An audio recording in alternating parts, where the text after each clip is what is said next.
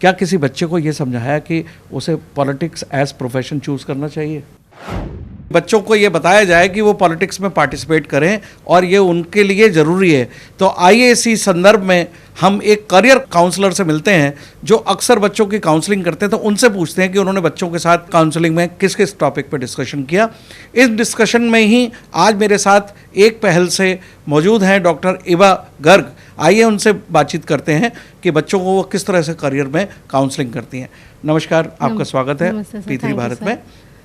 Ma'am, आपके बारे में ये सुना जाता है कि आप बच्चों का करियर काउंसलिंग करती हैं और बच्चों को डिफरेंट फील्ड में बताती हैं कि वो किस तरह से करियर चूज़ करें।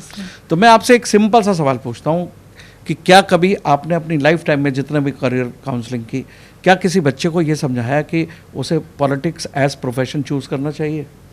सर, कुछ बच्चों को, इनफैक्ट अगर मैं कल की ही बात करूँ तो एक मदर मेरे पास आई, वो अपने बड़े बेटे की काउंसलिंग के लिए आई थी एंड उनका छोटा बेटा अभी सिर्फ 8th क्लास में है जी। तो उनका ये कहना था कि वो पढ़ता नहीं है जी। मैं परेशान हो जाती हूँ, मार्क्स इतने कम आते हैं, टीचर से पढ़ता नहीं है, कोचिंग लगा रखी है तो भी नहीं पढ़ता, पर उसकी जनरल अवेयरनेस बहुत अच्छी है जी। न्यूज़ बहुत देखता है, पॉलिटिक्स के बारे में डिस्कशन उसको अच्छा लगता है, उससे कुछ भी पूछ लो पार्टीज़ के बारे में।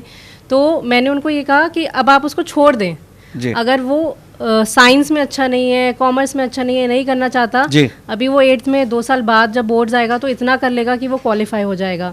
और वो पॉलिटिक्स में इंटरेस्टेड है, उसके पास ज्ञान है, ज्ञान से बड़ा कुछ भी नहीं है। अगर उसके पास किसी एक फील्ड का ज्ञान है तो वो पॉलिटिक्स में आ सकता है।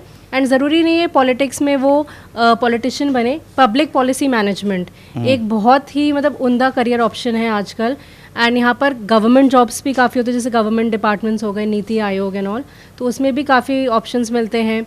अगर आप public policy management for example economic side में जाना चाहते हैं तो RBI या कोई भी इकोनॉमिक्स डिपार्टमेंट है। क्या आप ये समझते हैं कि ये पॉलिटिक्स का पार्ट है? ये सारी जो पॉलिसीज़ के बारे में जो आप बात कर रही हैं, क्या ये पॉलिटिक्स का पार्ट है? अगर आप हिंदी में इसको अर्थ वो करें तो हिंदी में अगर आप इसको देखते हैं बोला जाता है राजनीति जी। तो अगर इसको संधि विच्छेद करें तो राजनीति जी। तो क्या आपको लगता है राजनीति का मतलब केवल पॉलिटिक्स से होता है कि राज करने की नीति को भी नीति कहते हैं? यदि आपने पुराणों में और पुराने लोगों में सुना हो कि अगर आपको घर में भी राज करना है या आपको अपने ऑर्गेनाइजेशन में भी राज करना है तो आपको राज करने की नीति आनी चाहिए। तो क्या इसको राजनीतिक शब्द को आप अच्छी तरह से बच्चों को डिफाइन कर पाते हैं? और जैसे ही अगर आप डिफाइन करते हैं, मुझे लगता है कि जैसे ही हम बच्चों को डिफाइन करते हैं तो वो लोग समझते हैं कि हम उनको पॉलिटिक्स के बारे में बता रहे हैं, यानी कि पॉलिटिशियंस के बारे में बात करने का मतलब उनको राजनीति कहलाता है। लेकिन मैं समझता हूँ कि जैसे अर्थनीति होती है और धार्मिक नीति होती है, धर्म नीति होती है, उसी तरह से राजनीति को अगर लोग समझें तो मैं दोस्तों आप सबको समझाना चाहता हूं कि राजनीति को अगर आप 2 शब्दों में संधि विच्छेद करके देखेंगे तो अगर आप देखेंगे तो जीवन के हर क्षेत्र में आपको एक नीति निर्धारित करनी पड़ती है, तभी आप सक्सेस की तरफ जाते हैं।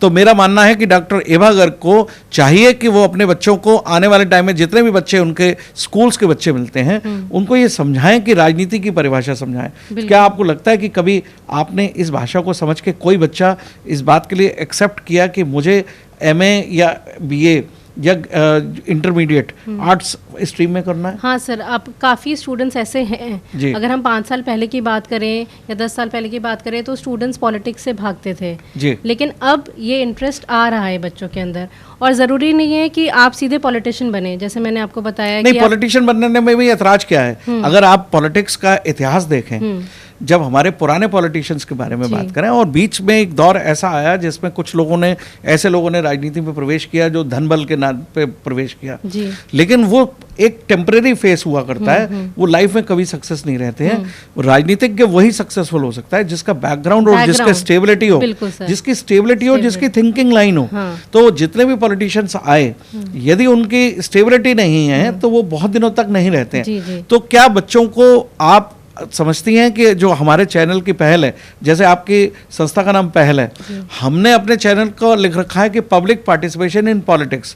हम ज़्यादातर लोगों से जब सवाल पूछते हैं तो वो लोग कहते हैं कि हमें कोई मतलब नहीं है पॉलिटिक्स से, कि संसद में क्या हो रहा है और गवर्नमेंट ने क्या नियम बनाया। I don't think this is the right way to understand in life and it is right way to live life. The being educated person, suppose you are declaring yourself. मैं कई बार आपसे पूछूं, जैसे अभी मैं आपसे सवाल पूछूं कि आप मान लीजिए अभी करियर काउंसलिंग कर रही हैं, लेकिन अभी आपके संसद में पिछले 5 दिन में क्या हुआ उसके बारे में आपको कितनी जानकारी है, ये बता सकती हैं मुझे आप? सर अभी कल ही महिला रिजर्वेशन बिल जो पास हुआ जी। है, तो वो एक मतलब एक माइलस्टोन है विमेन एम्पावरमेंट को लेकर। तो ये एक बहुत ही बड़ा मतलब अचीवमेंट है इंडिया के लिए। और जो आपने बिल्कुल ठीक कहा कि जो बच्चे ये बोलते हैं हमें पॉलिटिक्स से कोई मतलब नहीं, ऐसा नहीं है। हर जो बिल पास होता है, हर लॉ पास होता है, वो हमें कहीं ना कहीं इम्पैक्ट करता है। या हमारी एजुकेशन में इम्पैक्ट कर रहा है, हमारी हेल्थ केयर पे इम्पैक्ट कर रहा है, हमारे यहाँ लोग जो काम कर रहे हैं, जो हमारे सर्वेंट्स हैं या हेल्पर्स हैं, उनकी लाइफ के लिए भी अगर कोई पॉलिसीज बन रही हैं तो वो भी इनडायरेक्टली हमें इम्पैक्ट कर रही है। जैसा कि मैंने आपसे कहा कि बच्चों को ये हमें समझाने की जरूरत है कि बच्चों को पॉलिटिक्स को अगर हिंदी में समझने की कोशिश है तो वो 2 शब्दों को संधि विच्छेद करें, राजनीति।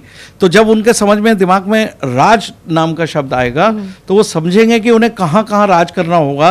अगर मान लो उन्होंने कोई ऑर्गेनाइजेशन चलाना है, बिजनेस ऑर्गेनाइजेशन चलाना है, तो उन्हें लीडरशिप करनी होगी। अगर मान लीजिए उन्होंने IAS अफसर बनना है तो उन्हें लीडरशिप करनी होगी। अगर उन्हें साइंटिस्ट बनना है या हॉस्पिटल चलाना है तो वहाँ लीडरशिप करनी होगी। तो ये लोगों के दिमाग में राजनीति को केवल संसद और विधानसभा से ना जोड़कर आप सबको ये एक संदेश है। और मैं समझता हूँ कि डॉक्टर एभा गर्ग आज मेरी बात को पहुँचाएंगी अपने बच्चों के साथ जब वो करियर काउंसलिंग करेंगी कि बच्चों को राजनीति में पार्टिसिपेशन करना उतना ही जरूरी है जितना एक पॉलिटिशियन को करने की जरूरत है, क्योंकि आपको आने वाले लाइफ टाइम में इस क्षेत्र की हमेशा जरूरत होगी। तो एभा गर्ग के द्वारा मैं मैसेज देना चाहूँगा स्टूडेंट्स को कि करियर काउंसलिंग करते समय बच्चों को एक इम्पॉर्टेंट पार्ट पॉलिटिक्स का सिखाएं कि पॉलिटिक्स डजंट मीन कि you should be a politician, you should go through the politics activities. You must be knowing कि आपके संसद में क्या हो रहा है, आपके पॉलिटिशियन क्या कर रहे हैं। आपकी ओपिनियन बहुत इंपॉर्टेंट फैक्टर रखती है, क्योंकि आने वाले टाइम में आप वोटर्स बनने चाह रहे हैं।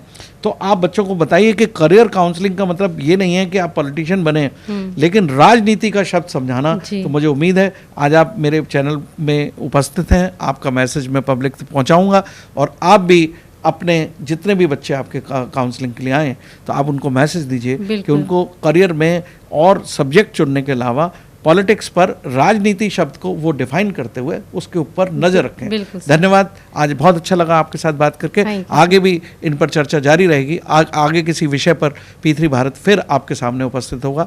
धन्यवाद।